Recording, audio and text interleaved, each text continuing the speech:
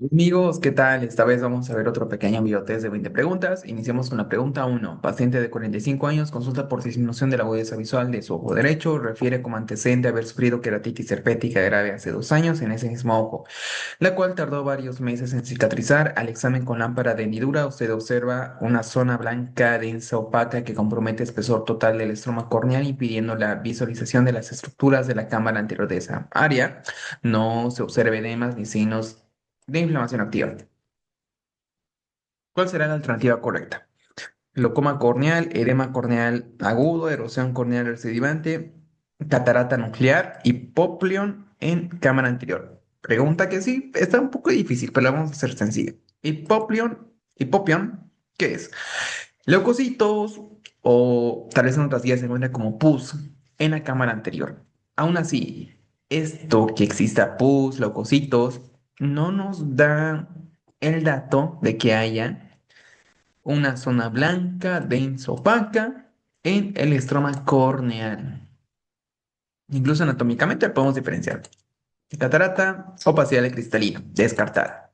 Erosión corneal recidivante y edema corneal agudo se descartan automáticamente porque nos dice que no se observa edema ni signos de inflamación activa.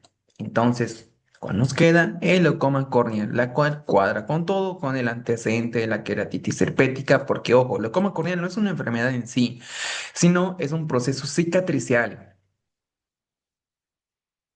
posterior a una enfermedad donde pues ya puede ser cualquier cosa. Acá nos habla de, bueno, alguna infecciosa, traumática, por ejemplo, el herpes. Y cuadra también con lo que nos da la lámpara de hendidura blanca, densa, opaca. Todo esto hace referencia a leucoma corneal, siendo esta la alternativa correctísima. El leucoma corneal es una opacidad densa permanente que refleja o reemplaza el estroma transparente de la córnea por tejido fibrótico cicatricial. Ser una mancha blanca completa que bloquea el paso de la luz. Sencillo. Vamos a la pregunta número 2. Niño de 8 años con antecedente de angina recurrente, febrícula y exantema maculopapular. Aparece soplo regurgitante mitral. ¿Qué complicación está desarrollando? Fiebre reumática sin afectación cardíaca, síndrome de Kawasaki, endocarditis bacteriana, carditis reumática, miocarditis viral. En este caso, pues angina recurrente no es angina de pecho, sino pues es una angina que se refiere a una amigdalitis. Amigdalitis estreptocócica. Y bueno, todo esto con febrícula, el exantema, el soplo, pues, ¿qué complicación estará desarrollando con ese antecedente? Fiebre reumática, pues probablemente sí, pero acá nos habla de sin afectación cardíaca. Sería incorrecto porque tenemos un soplo regurgitante mitral. Síndrome de Kawasaki, pues por la fiebre está bien el exantema, pero se complica con aneurismas.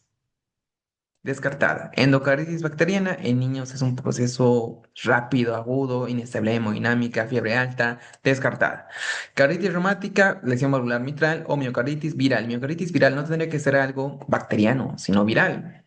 Descartada. Nos quedamos con la alternativa de carditis reumática, pues dentro de la fiebre reumática. Está el antecedente de faringitis estreptocócica recurrente, la aparición de soplo nuevo de insuficiencia mitral y además el rash constituyen criterios mayores de los criterios de Jones para pensar en fiebre reumática. Los criterios de Jones son los más importantes, específicamente los criterios mayores, donde tenemos, acá nos habla, acá tenemos los criterios de Jones, criterios mayores como carditis, poliartritis migratoria, corea de Sydenham, eritema marginado y nódulos cutáneos. Igual lo podemos reconocer con este acrónimo, creo que se llama cáncer, que es lo más conocido. Igual, y pues les aconsejaría recordar de acá los criterios mayores que son los más importantes, los menores como que son algo intuitivos, fiebre, artralgia, la elevación de reactantes de fase aguda, PCR en específico y prolongación del PR. Preguntita que se estaba sencilla. Vamos a la pregunta número 3. ¿Qué biomarcador se eleva por sobrecarga ventricular izquierda en estenosis aórtica, PCR, SQMB, BNP, troponina o AST? Sencillo. Dilatación. Más que ver sobrecarga, porque ese término como que sí nos puede resultar un poco difícil, dilatación. Dilatación de las paredes. ¿Y cuál biomarcador será? PCR solamente nos da inflamación, lo cual puede ser elevada acá, ya que me ve troponina lesión cardíaca, cosa que al inicio pues no se lo ve bien y luego a medida que progresa esta lesión, pues sí, sí va subiendo. BNP, AST, la ST es una enzima hepática descartada y simplemente nos quedamos con la ProBNP, la cual es la correcta, pero viendo esto de manera de distensión, distensión de las paredes. En ese caso sí nos ayuda este biomarcador. Es una hormona liberada por los ventrículos en respuesta al estiramiento o la sobrecarga de presión. Distensión me parece que es la palabra más usada para referirnos a esta BNP. Si está abajo, pues tiene un alto valor predictivo negativo, siendo muy improbable insuficiencia cardíaca. Elevado, pues sí, estaría insuficiencia cardíaca, pero bueno, se lo puede llegar a ver en este caso específicamente. Aún así, en enfermedades con sobrecarga ventricular es lo principal. Pregunta que, bueno, estaba, pues yo pienso que un poco sencilla, sí. Vamos a la pregunta 4. Hombre de 65 años con dolor crónico en hombro derecho y sensación de debilidad para elevar el brazo. Refiere a episodios de dolor irradiado a cuello, resonancia magnética. Nos muestra protrusión discal C5, C6 y edema en tendón del supraespinoso. ¿Cuál factor explica el componente doloroso periescapular? Radiculopatía, síndrome de May-Turner, tendinopatía de bíceps, fractura oculta de espina escapular, artritis acrómica auricular primaria. Ya, pregunta que pues sí, sí es un poco difícil. El principal diferencial acá sería este síndrome de May-Turner, pues nos habla algo de un síndrome compresivo, estados protrombóticos, me parece. Igual, y pues que causa dolor por irradiación, es incorrecto. Tendinopatía de bíceps, fractura, esa fractura tiene que tener un antecedente de traumatismo. Artritis acromioclavicular no viene con irradiación. Descartada. ¿Y esta irradiación a qué hace referencia? A la alternativa, una radiculopatía, dolor irradiada, cuello, protrusión del C5-C6. E incluso, pues, tendinopatía del bíceps Mm, no causa irradiación ni radiculopatía, solo es una tendinopatía. Entonces marcamos la alternativa A, la cual es la correcta. Puede generar una radiculopatía cervical de la red C5 que se manifiesta con dolor referido en hombro. La coexistencia de edema en el supraespinoso sugiere tendinopatía, pero el dolor irradiado se explica principalmente por la radiculopatía cervical. Esa tendinopatía del bíceps causa dolor anterior en el hombro, sobre todo al resistir la supinación sin irradiación cervical. Una fractura oculta o artritis no producen dolor irradiado. Síndrome de May-Turner es una alteración venociliaca y no tiene alteración o relación con el hombro ni con la radiculopatía cervical, igual pues que está relacionada con procesos protrombóticos o con síndromes compresivos acá, pues una alteración de la vena ilíaca, sí, igual, está bien. Bueno, pregunta que por descarte estaba bien. Vamos a la pregunta 5, abordaje multidisciplinar en hipertensión arterial secundaria. Estas son preguntas que son muy sencillas. Gastroenterología, endocrino, dermato y psiquiatría, ortopedia, reumato, nefro, radiología intervencionista, cardio, neurología, exclusivamente es una pregunta sencilla. Nefro, radio, cardio. Para pensar en un abordaje de una hipertensión secundaria. Nefro para la función renal, causas parenquimatosas, vasculares, radiología intervencionista para estudios angiográficos, cardiología, pues es el primer paso. Vamos a la pregunta 6. Una mujer de 64 años, antecedente de 3 partos vaginales y menopausia de 14 años sin terapia de reemplazo hormonal. Consulta por sensación de bulto vaginal leve que se acentuó al final del día y sequedad vaginal importante. El examen físico en posición de Valsalva se observa un prolapso de pared anterior. Grado 1. No refiere incontinencia urinaria. ¿Cuál es la utilidad principal de indicar estrógenos tópicos en esta paciente? Ya. Prevenir infecciones urinarias recurrentes, optimizar el trofismo de la mucosa vaginal y mejorar la sintomatología, reducir el grado de prolapso de grado 1 a grado 0, fortalecer la musculatura del elevador del ano para evitar la cirugía o corregir la estática pélvica mediante regeneración de ligamentos McEnroe. Los estrógenos tópicos locales, pues no ayudan en nada a la regeneración de ligamentos de McEnroe, incluso la medicina regenerativa que algunos lo apoyarán, otros piensan o lo verán como una pseudociencia. Ya depende de cada quien, pero no hay un medicamento mágico que regenere los ligamentos de máquinas. Descartada. Fortalecer la musculatura, más que del elevador del ano, sería la musculatura pélvica, con eso los ejercicios de Kegel. Descartada. El prolapso que sí, aquí está leve, está a grado leve, que si mejoramos la alternativa correcta, pues también mejoramos esto. Y ojo, esto se trata de una atrofia genitourinaria. El hecho de usar estrógenos tópicos para prevenir infecciones urinarias, de cierta manera sí, está bien, porque vamos a hacer o a realizar, o este medicamento tiene efecto en la alternativa B, optimiza el tropismo de la mucosa vaginal y mejora la sintomatología asociada a la atrofia. Esto de optimizar el trofizo de la mucosa vaginal es importante. De cierta manera nos ayuda para prevenir infecciones. Aún así, no es efecto principal. Y también nos ayuda para disminuir en algo el prolapso. Marcamos una alternativa B, la cual es la correctísima. El estrógeno local aplicado en forma de crema, óvulo o anillo mejora el estado trófico del epitelio vaginal al restaurar su grosor y elasticidad. Incrementa la vascularización y lubricación de la mucosa, reduciendo la atrofia y la irritación. Favorece la tolerancia del uso de pesario al reforzar la resistencia del tejido frente al roce mecánico y además contribuye a mejorar los síntomas locales. Pregunta que estaba pues bien, sí, estaba para analizarla.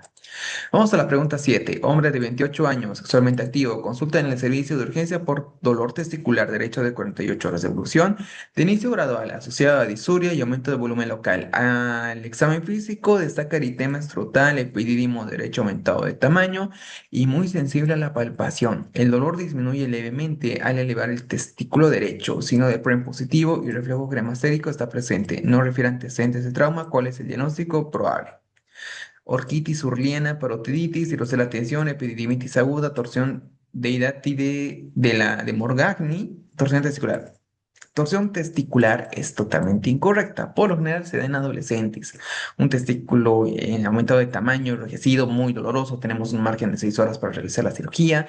La edad de Morgagni tiene un puntito verde o azulado, principalmente en niños. Y la epididimitis aguda, que por el signo de PREN y por la clínica, probablemente es la correcta, ya que es de hidrocela, tensión y también la orquitis, la parotitis por orquitis urliana, pues no tiene signo de PREN positivo. E incluso los antecedentes como que tampoco cuadrarían al ser un paciente joven por dolor testicular de 48 horas y de inicio gradual, que es lo más importante para pensar también en epididimitis aguda. Entonces marcamos la alternativa C y la cual pues sí es la correcta.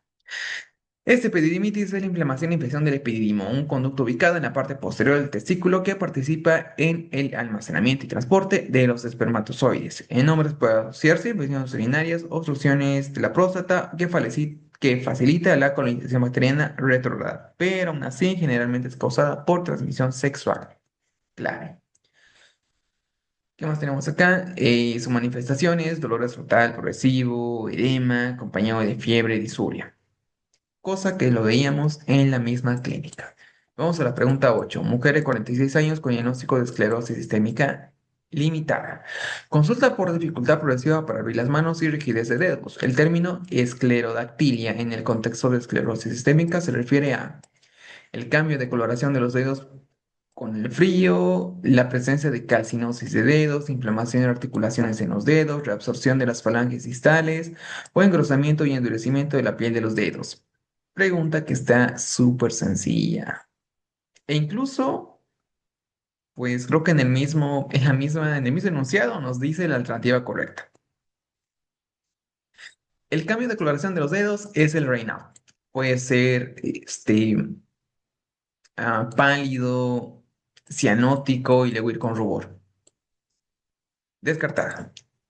Calcinosis, depósitos de calcio, es la R del Raynaud, descartada. Inflamación, articulación, bueno, la artritis sí puede existir, aún así no es lo más característico de la esclerodactilia o dedos en salchicha. Reabsorción de las falanges, reabsorción ósea de las falanges sería el término más adecuado, pues sí, está bien, pero en procesos ya demasiado crónicos. Y solamente nos queda pensar en la alternativa E, el engrosamiento y endurecimiento de la piel de los dedos. Pregunta que estaba sencillísima. Incluso pues nos daba pautas en el mismo enunciado. La explicación nos habla, yo pienso que más que todo se refiere al engrosamiento y endurecimiento y tirantez de la piel de los dedos de las manos y a veces de los pies, principalmente para de las manos. La evolución clínica, una fase edematosa, fibrótica, ya hay limitación y finalmente tenemos en etapas tardías atrofia de la piel y del tejido subcutáneo. Y en la fase tardía, fase crónica, pues ya vemos la alternativa D. La diferencia donde calcinosis son depósitos de calcio y Raynaud son esos cambios de la coloración por vasoespasmo, está bien. La artritis, inflamación en las articulaciones y la crostelosis, rabsornosia de las falanges. Vamos a la pregunta número 9. Preescolar de 4 años presenta aumento de volumen cervical derecho de 3 días de evolución. Se observa una masa de 3 centímetros de diámetro, firme, sensible a la palpación, con eritema y aumento de temperatura, ubicada en la cadena cervical anterior. No presenta compromiso del estado general ni otras adenopatías. Se diagnostica de adenitis cervical bacteriana aguda, tratada con Cloxa.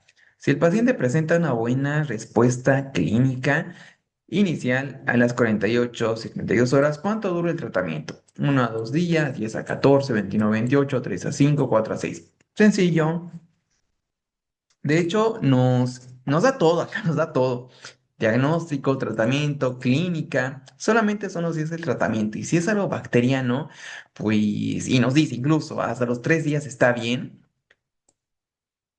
Estándar, como tratamiento estándar de pues muchas otras patologías relacionadas al uso de Cloxa, que igual eso es ayuda. 1 a 2 días, no, incluso acá nos dice 3 días, pues está mal, alternativa A. 4 a 6 semanas, no, esto es demasiado por Cloxa, y además con Cloxa podemos inducir esto de la diarrea pseudomembranosa. 3 a 5 días, apenas está con 3 días, ya está en el límite, nos dice que vamos a dar 5, también descarta de 21 a 28, es demasiado. Como tratamiento estándar, si pensamos en Cloxa, o si pensamos aún más en una adenitis cervical o una adenitis bacteriana, pues de 10 a 14 días, no hay más. Esto es el tratamiento recomendado. Pues si es menos de 10 días, tratamiento incompleto. Más de 3 días, efectos adversos. Los antibióticos más usados, de todos esos, pues la cefalexina como que es más usado. Acá no usaba Cloxa, pero la cefalexina, pues sí, sí puede ser más usado. ¿Y qué más tenemos acá? Reevaluamos la respuesta clínica a mitad del tratamiento para confirmar mejoría. Ajusta la terapia, considerar drenaje si persiste la inflamación o supuración, pero tal cual, la alternativa correcta sí es clave. No nos podemos ni disminuir ni superar a ello, aunque muchas veces sí hasta los 10 días lo más típico. Vamos a la pregunta número 10. Paciente de 24 años con antecedentes de enfermedad renal crónica, etapa 5, secundaria, una glomerulopatía primaria. Se encuentra en hemodiálisis trisemanal desde hace 6 meses. No presenta otras comorbilidades. Manifiesta su deseo de retomar estudios universitarios y realizar actividad física normal. Al discutir las opciones de tratamiento a largo plazo, ¿cuál de las siguientes alternativas se considera una mejor opción terapéutica definitiva para ofrecer mayor supervivencia, mejora la calidad de vida? Trasplante renal de donante vivo, manejo médico conservador con restricción de potasio, diálisis peritoneal automatizada, hemodiálisis de alto flujo persistente, nefrectomía bilateral profiláctica.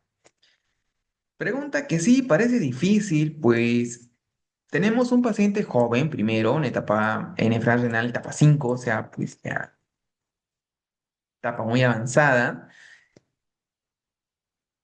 El paciente no tiene comorbilidades, ojo con esto, es algo muy importante, no hay infecciones ni nada, quiere retornar a su vida y nos pregunta el tratamiento definitivo para ello.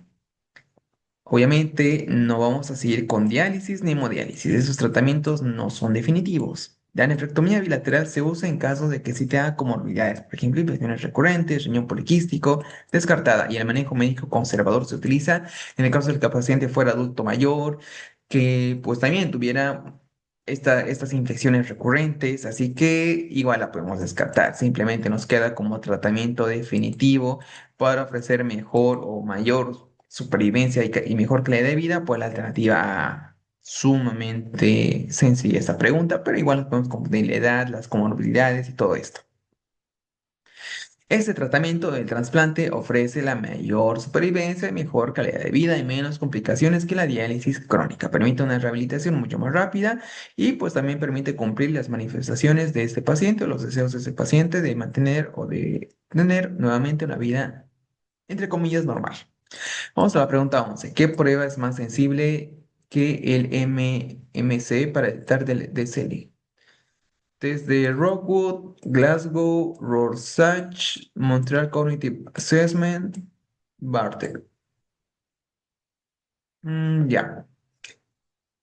Viendo las alternativas, ya, el MMSE es un nombre largo, largo para decir el mini mental. Y esto, pues por lo general se utiliza en demencia. Acá, pues puede ser demencia, deterioro cognitivo, cualquiera de estas, pero relacionado a demencia. Desde Rockwood, no recuerdo muy bien, pero me parece que es para fragilidad. Sí, para fragilidad. Sí, creo que es de lo correcto, fragilidad. Glasgow, nivel de conciencia, estado de conciencia, test de Rorschach, este es el más típico, pues los psicólogos colocan como imágenes, muchas imágenes, ese es el test de Rorschach. Bartel, calidad de vida y Montreal Cognitive Assessment, si estamos hablando de demencia, pues la alternativa D es la correcta. Igual y era una pregunta sumamente difícil porque tal vez no estamos familiarizados con el MM, con el mini mental y aún tampoco con la demencia cognitiva, que puede ser esto, me parece, o algo con demencia. Y sí, acá quizás falta colocar o completar todas las palabras por completo, más que simplemente colocar estas partecitas. Y bueno, ese test nos dice que es una herramienta muy buena como tamizaje cognitivo. Aún así, pues, más clásico es el mini mental.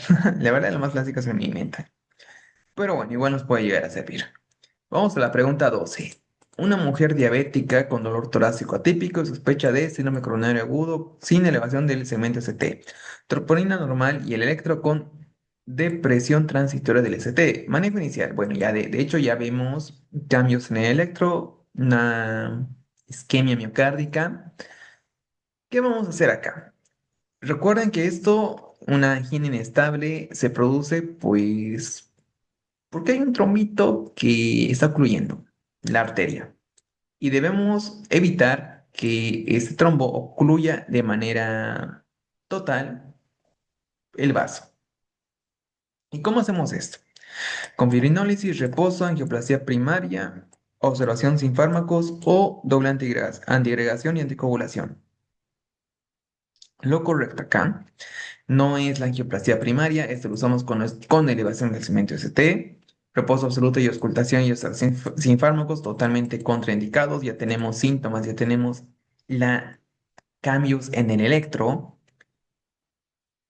¿Y qué más tenemos acá? Ya nos queda dos, pensar en la fibrinólisis o doble antiagregación. Pues la fibrinólisis, a pesar de que podamos pensar, bueno, tenemos un trombo, lo rompemos con los fibrinolíticos, pero no. Por el contrario, al usar fibrinolíticos, lo que vamos a causar es una hemorragia pues gravísima. Para ello nos apoyamos en la doble antiagregación y en la anticoagulación, que principalmente es con el buen clopidogrel. Y luego ratificamos el riesgo, ya sea con el RACE o con el TIM, siendo la alternativa E la correcta.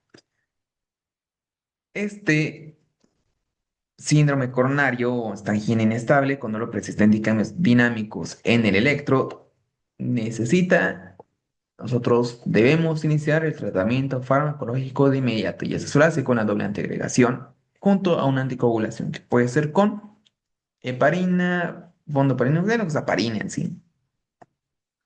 Posteriormente se aplica la punción Grace para estratificar el riesgo. Preguntita que estaba pues bien interesante, algo no tan preguntada, pero estaba bien.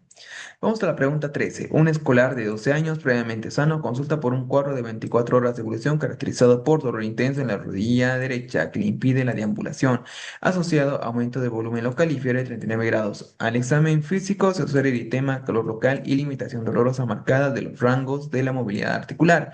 El laboratorio muestra PCR de 120 y una velocidad de sedimentación de 65.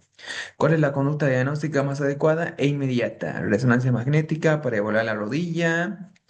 Solicitamos radiografía de rodilla. Iniciamos o indicamos reposo absoluto y tratamiento con AINES. Realizamos artrocentesis o iniciamos tratamiento antibiótico empírico. Esta pregunta es muy importante. Muy importante, eso claramente se trata de una artritis séptica, está en la rodilla, sola en un lugar, aumento de volumen, fiebre altísima, limitación, todo esto, y además los restantes de fase aguda, PCR, VHS están elevadísimos. En conjunto, el cuadro hace referencia a artritis séptica. ¿Y cuál será la conducta diagnóstica más adecuada? Porque podemos suponerla, pero no estamos seguros. Debemos confirmarla. Como hacemos esto, una resonancia magnética nos mostrará pues cambios mínimos, no sé, tal vez algo de edema, líquido, pero hasta ahí, nada más. La radiografía, pues esto aún es algo agudo, no va a haber nada. Reposo absoluto y tratamiento, no. Esto sería negligencia incluso, no vamos a darle un tratamiento con AINES, lo vamos a mandar a su casa. Artocentesis, pues sí, es lo correcto. Acá vamos a ver leucocitos más de 50.000. Clave, dato clave. Y tratamiento antibiótico empírico, no, porque debemos saber primero frente a qué nos estamos enfrentando. Entonces marcamos la alternativa D, la cual pues sí es la correcta. Ante una monoartritis aguda febril con marcadores inflamatorios elevados, la sospecha principal es la artritis séptica. Se debe a la invasión del espacio articular por Staphylococcus aureus en adultos. El procedimiento diagnóstico debe ser la artrocentesis. Entonces le volamos, sabemos que va a ser en 4 tubos: tubo microbiológico, bioquímico, citológico y el de glucosa. El recuento celular será predominio de neutrófilos, más de 50.000. El tratamiento debe iniciarse de forma empírica tras la artrocentesis con antibióticos intravenosos dirigidos a los gérmenes más probables. Vamos a la pregunta número 14. Hombre de 32 años sin antecedentes consulta por un cuadro de 3 días, de 3 semanas de evolución de tos seca, fiebre vespertina, sudoración nocturna y dolor de tipo pleurítico en el tórax derecho. Al examen físico destaca abolición de las vibraciones vocales, matidez de la percusión y ausencia de murmullo vesicular en la mitad inferior del campo pulmonar derecho. Se solicita radiografía de tórax. ¿Cuál de los siguientes hallazgos radiológicos es el más característico que apoya la tuberculosis al diagnóstico de la tuberculosis pleural? Derrame pleural bilateral, unilateral, patrón intersticial micronodillar, consolidación parenquimatosa, neumotórax espontáneo, bilateral, no. La alternativa es totalmente errónea, esto sería muy, pero muy raro. Por lo general siempre es espontánea, incluso pues sin antecedentes de TB, un paciente joven, alto, delgado. Descartadísima. Consolidaciones en neumonías. Patrón intersticial micronodillar es en granos de mijo, en TB miliar. Ya nos queda dos derrames, bilateral, unilateral. Si pensamos que este es algo más desde el punto de vista microbiológico, una bacteria no da bilateral, siempre da unilateral, pues bilaterales son por ejemplo, en insuficiencia cardíaca, síndrome nefrótico, cirrosis.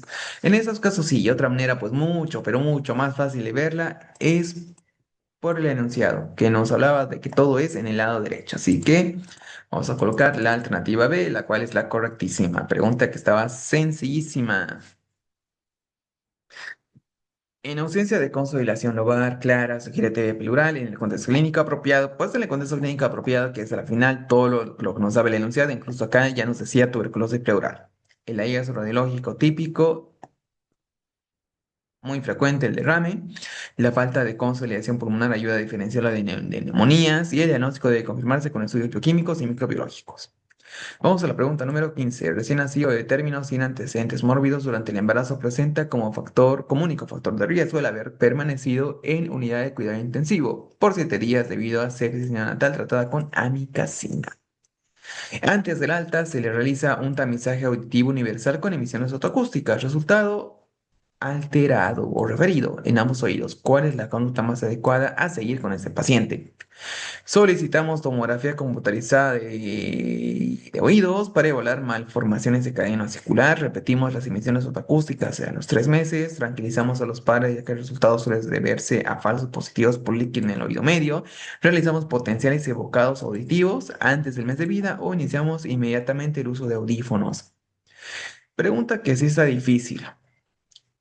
El uso de audífonos se usa al final. Primero debemos hacer o indicar la alternativa correcta. Ojo que ya iniciamos, antes del alta se realiza ese tamizaje universal que nos da alterado.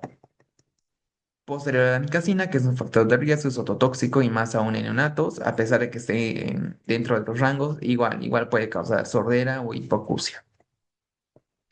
La tomografía nos hablaría de alguna malformación anatómica o de algo anatómico, descartada, porque ya tenemos el antecedente de amicacina. Repetir emisiones otacústicas será a los 3 meses. Hay una alternativa que es mucho mejor, ya que ya usamos estas emisiones. No vamos a tranquilizar a los padres porque sí hay riesgo de hipoacusia. Entonces nos queda pensar en la alternativa de realizar los potenciales evocados antes del mes de vida. Lo cual, pues sí, es lo más importante.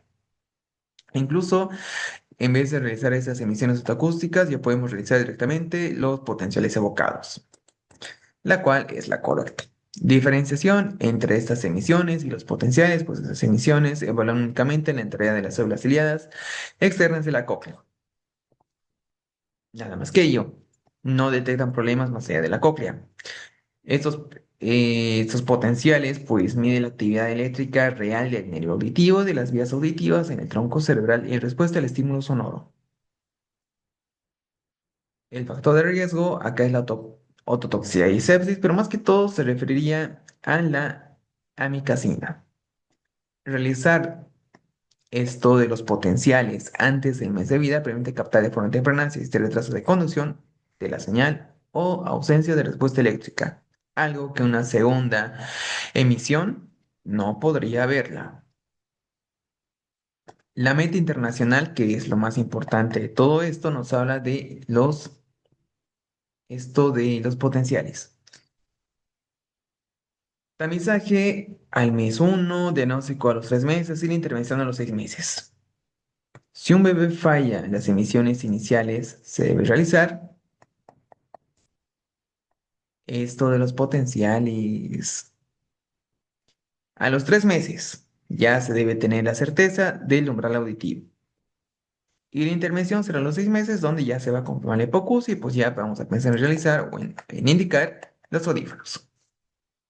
Pregunta que sí, nos tomamos el tiempo porque es algo difícil, no digo en extremo difícil, pero sí es algo difícil la hipoacusia en neonatos.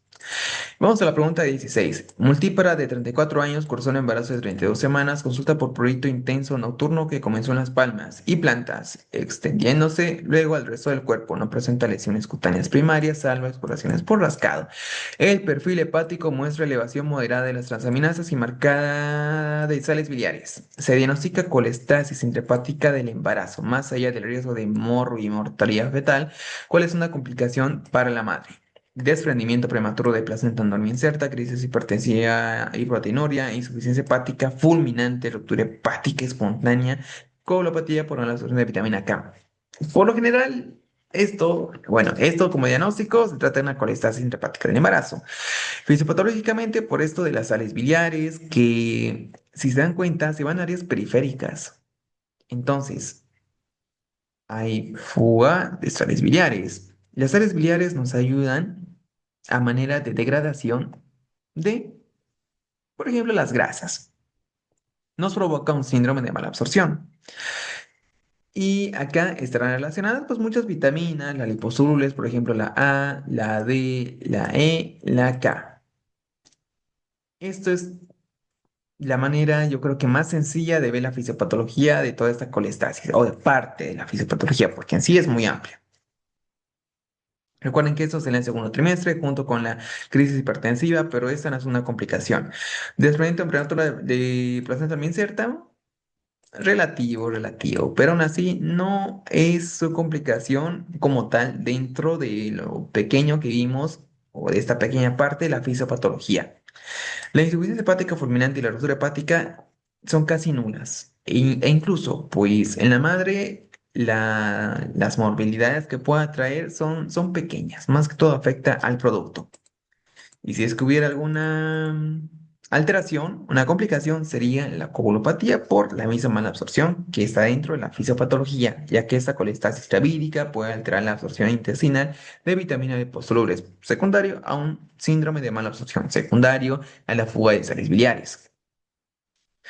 Esto puede traducirse en hemorragias durante el parto o el posparto. Se monitoriza los tiempos de coagulación y administra suplementación con vitamina K. Y ojo que también todas las otras vitaminas liposolubles estarían alteradas. Vamos a la pregunta 17. Niño de 3 años con infecciones recurrentes, linfopenia y retardo de crecimiento, con ingesta calórica insuficiente. ¿Cuál es el mecanismo principal de la inmunodeficiencia? Exceso de vitamina A, deficiencia de glucosa, sobrecarga de hierro, alteración de síntesis proteica o exceso de proteínas. Esa es una pregunta que sí está difícil. O sea, la de inmunodeficiencias, linfopenia, retardo de crecimiento, infecciones recurrentes, ingesta calórica insuficiente. Bueno, por ingesta calórica insuficiente podemos ya de alguna manera saber cuál es la correcta. Vitamina A no está relacionada con la vista, deficiencia de glucosa, glicemias, sobrecarga de hierro.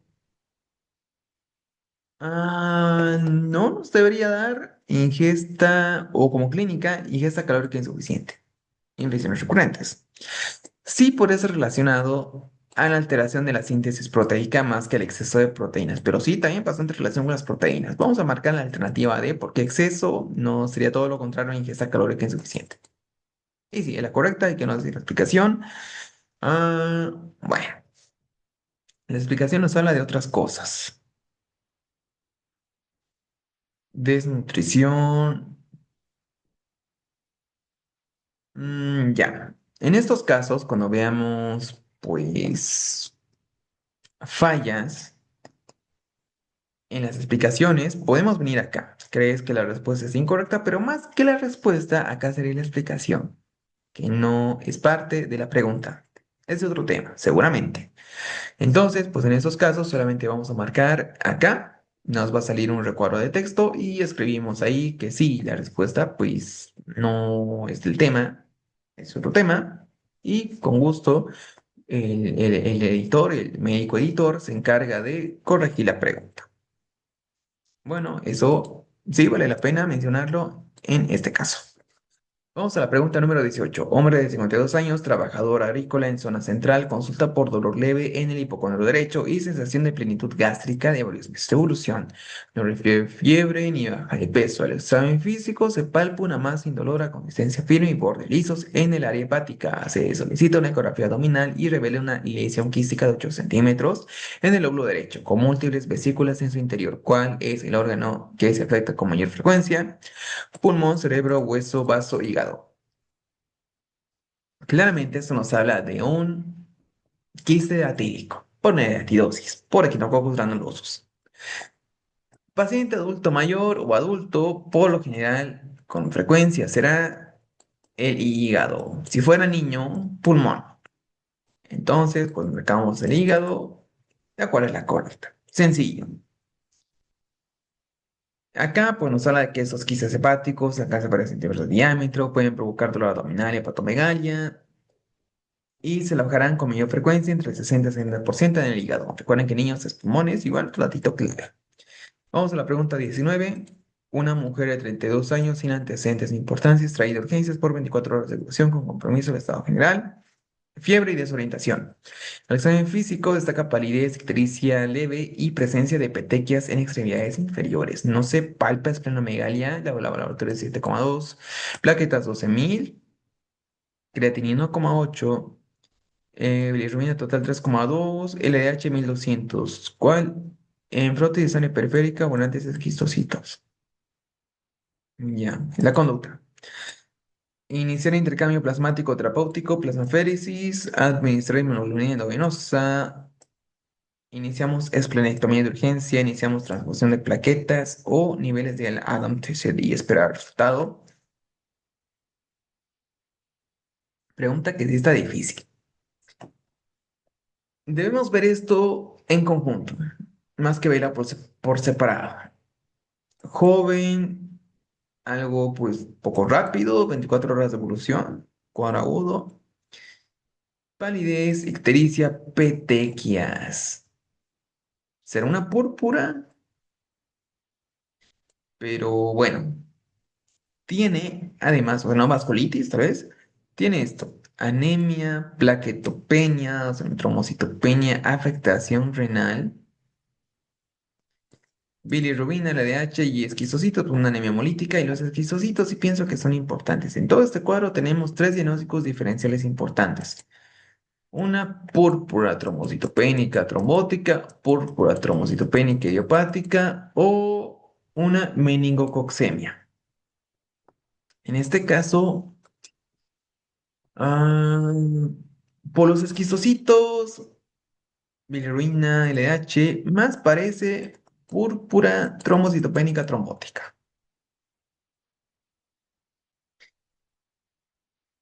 Es la principal sospecha diagnóstica, ya que el cuadro, pues en la meningococcemia, el paciente está choqueado o está con inestabilidad hemodinámica severísima. Y en la PTI, por lo general, el paciente está, pues, normal, normal.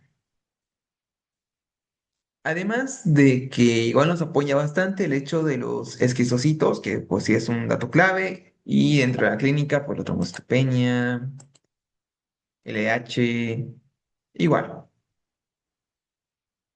La esplenectomía de urgencia estaría bien, quizás de última línea, pero pues sería de última línea, sí, de última línea, lo último que podemos pensar en hacer. Esto del Adam West y espiral, no vamos a esperar los resultados, está mal, porque este cuadro se puede grabar fácilmente. Transfusión de plaquetas, no, porque es como echarle fuego echarle leña al fuego. Por esa trombocitopenia, que pues bueno, esto es de consumo, así que descartada. La inmunoglobulina específica o inmunoglobulina endovenosa, sí está muy bien, ese es gold estándar, pero para la PTI. Entonces, pues vamos a colocar la alternativa A, la cual es la correcta, pensando en púrpura trombocitopénica trombótica. Entonces, la fisiopatología nos habla de que normalmente pues, el rol de la enzima ADAMTS13. Primero, el factor de Willebrand se libera en la sangre como multímeros gigantes. La enzima ADAMTS13 actúa como tijeras moleculares que cortan estos milímetros en trozos pequeños y manejables. Sin este ADAMTS13, esos multímeros gigantes persisten y atrapan pequeñas plaquetas en forma descontrolada, creando microtrombos. Recuerden que esto es de consumo. La plasmaféresis es el tratamiento definitivo por su acción doble. La eliminación, ya que el procedimiento filtra la sangre del paciente y retira el plasma que contiene los anticuerpos dañinos. La reposición, al infundir el plasma fresco congelado de donantes sanos, se le entrega al paciente la enzima ADAMTSS13 funcional que el paciente pues no posee. Los corticoides se añaden en conjunto para detener la producción de los nuevos anticuerpos por parte de los linfocitos B. Es una emergencia por la alta tasa de mortalidad. Pero bueno, recuerden que pues la meningococcemia es mucho más mortal, mucho más. Pregunta que sí es importante. Difícil, bastante difícil, pero importante, ya nos damos cuenta de cuál podría ser la alternativa correcta respecto a las alternativas. Y damos pues esto, transfusión de plaquetas con el paciente y es en las últimas. Y ya no nos queda de otra más que darle plaquetas. Vamos a la pregunta número 20. ¿Qué indica una ascitis refractaria en insuficiencia hepática crónica, ictericia intermitente, resolución de diuréticos, falta de respuesta a diuréticos, prueba de función normal, normotensión portal? La pregunta que está sumamente sencilla, pues es como un total contraste respecto a a la pregunta 19. Pues una ascitis refractaria nos indica que falla de respuesta a los diuréticos y restricción de sodio, que pues son lo inicial, el tratamiento. Entonces, esta falta de respuesta a diuréticos puede ser una adecuada restricción de sodio corresponde a la resistencia de diuréticos, dato de mal pronóstico característico de la insuficiencia cardíaca avanzada y cirrosis descompensada. Pregunta sencilla, muy sencilla. Entonces, bueno, doctores, ya terminamos este video test del día de hoy. Espero que todos hayan respondido muy bien las preguntas. Estoy bastante seguro de que sí, al menos 18 sobre 20, 19 sobre 20 o algunos quizás 20 sobre 20. Pues perfecto, doctores. Sigamos estudiando porque la UNACOM, bueno, depende de cuándo ven este video. Puede estar más cerca, puede estar quizás un poco más lejos, pero recuerden que siempre es bueno complementar las guías, la teoría con los biotests. Con esto tienen dominado las preguntas en el examen real. Así que bueno, sigamos estudiando y nos vemos en otro video.